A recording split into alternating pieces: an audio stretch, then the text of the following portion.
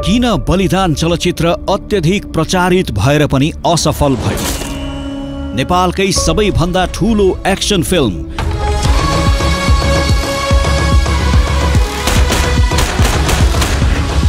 हलिउडलाई टक्कर दिने एक्सन,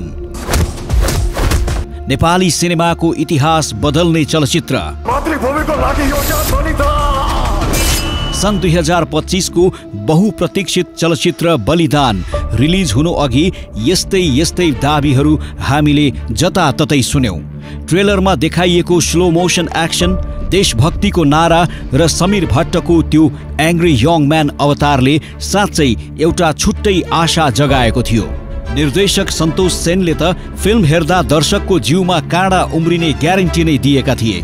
तर जब दर्शकहरू त्यही अपेक्षाको भारी बोकेर हलभित्र पसे, उनीहरूले ट्रेलरको भव्यता र चलचित्रको वास्तविकता बीच एउटा ठूलो खाडल भेटे।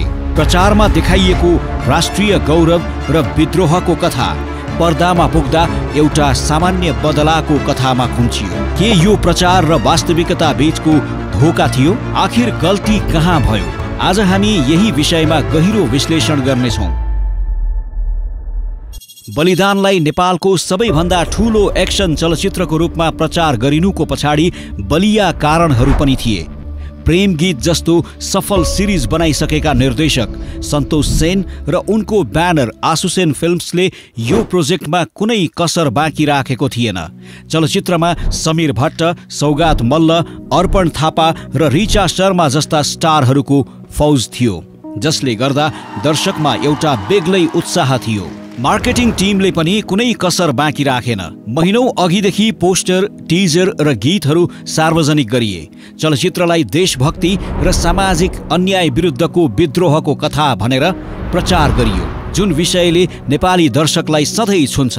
अझ नेपाली चलचित्रको लागि एउटा ठूलो फड्को मार्दै यो चलचित्र अमेरिकाको प्रतिष्ठित AMC थिएटरमा पनि रिलिज भयो। यी सबै कुराले बलिदानलाई एउटा चलचित्र मात्र होइन, एउटा सिनेम्याटिक इभेन्ट बनाइदियो। अपेक्षाको पहाड यति अग्लो बनाइदियो कि दर्शकहरू एउटा अविस्मरणीय अनुभवको लागि तयार थिए। तर जब चलचित्र हलमा लाग्यो, त्यो अपेक्षाको पहाड तासको महल झैं गर्ल्याम गुर्लुम ढल्यो।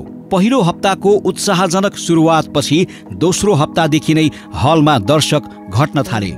नकारात्मक वर्ड अफ माउथ यति फैलियो कि चलचित्रले आफ्नो लगानी उठाउन पनि सङ्घर्ष गर्नु पर्यो। रिपोर्ट अनुसार 6 करोड भन्दा बढीको बजेटमा बनेको चलचित्रले करिब 5.1 करोड मात्र कमाउन सक्यो। IMDbमा यसले पाएको 4.7/10 को रेटिङ आफैमा निराशाजनक थियो। आखिर हलभित्र त्यस्तो के थियो जसले दर्शकलाई यति धेरै निराश बनायो?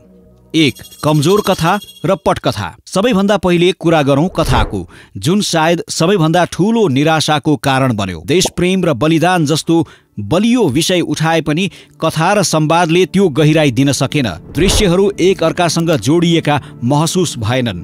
पात्रहरूको मनोविज्ञान अधुरो लाग्छ। चलचित्रलाई राष्ट्रिय स्वाभिमान र भ्रष्टाचार विरुद्धको लडाईँ भनेर प्रचार गरिए पनि यसको मूल कथा बाबुको हत्याको बदला लिन निस्केको छोराको सामान्य कथामा सीमित थियो। यो फर्मुला हामीले सयौं पटक हेरिसकेका छौं। फिल्ममा देखाइएका घटना सतही छन्। पात्रहरूको मोटिभ कसरी र किन ती कुरा गर्छन् स्पष्ट छैन।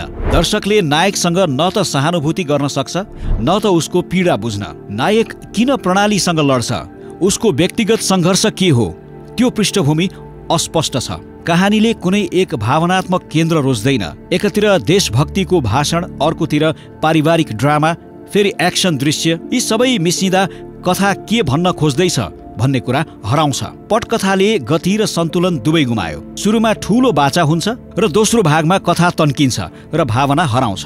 कथामा कुनै नयाँपन थिएन। स्क्रिन प्ले यति अनुमान योग्य थियो कि दर्शकले अर्को सिनमा के हुन्छ भनेर सजिलै थाहा पाउँथे। 2 घण्टा 5 मिनटको चलचित्र कमजोर र ढिलो पटकथाको कारण निकै लामो र दिक्क लाग्दो महसुस हुन्थ्यो। 2.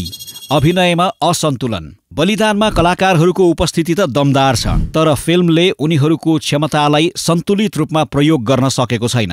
समीरले शारीरिक रूपमा पात्रको लुक र एक्सनमा मेहनत गरेका छन्, तर भावनात्मक रूपमा उनको अभिनय फ्ल्याट देखिन्छ। समीर भट्ट जस्ता मास अपिल भएका स्टारलाई मुख्य भूमिकामा त लिइयो, तर उनको पात्रको उद्देश्य र भावना दर्शकले महसुस नै गर्न सकेनन्। उनको भित्री द्वन्द्व के हो भन्ने कुरा स्थापित गर्न लेखक र निर्देशक चुके। स्टारको स्लो मोसन इन्ट्री र चर्को संवादले मात्र पात्र बलियो बन्दैन, त्यसको लागि भावनात्मक गहिराई चाहिन्छ, जुन बलिदानमा पुरै हराएको थियो। सौगात मल्ल, अर्पण थापा र रिचा शर्मा जस्ता नेपाली सिनेमाका अब्बल कलाकारहरूलाई केवल फिलरको रूपमा प्रयोग गरियो। यति शक्तिशाली कलाकारहरूलाई स्क्रिनमा सही ठाउँ दिन नसक्नु निर्देशनको ठूलो कमजोरी हो। 3.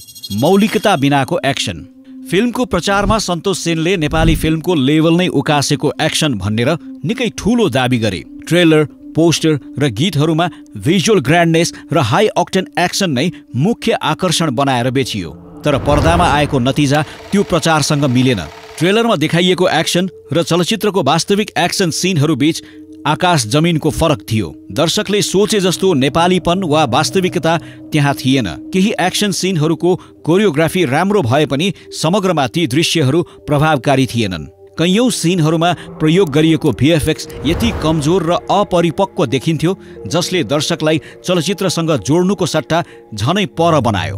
दक्षिण भारतीय चलचित्रबाट प्रभावित एक्सन सिनहरू नेपाली परिवेशमा हेर्दा नसुहाउने र बनावटी देखिन्थे। 4. प्रचार र वास्तविकता बीचको अन्तर। अत्यधिक हाइप र ओभर प्रोमिस गर्दै बलिदानको प्रमोसन अभियान नेपाली फिल्म इतिहासकै सबैभन्दा ठूलो मध्ये थियो। ट्रेलर रिलिज अघि नै सन्तोष सेनले यो फिल्मले नेपाली सिनेमा उद्योगको स्तर बदल्नेछ भनेर दाबी गरे। निर्माताहरूले दर्शकलाई एउटा फरक चलचित्र बेच्न खोजे।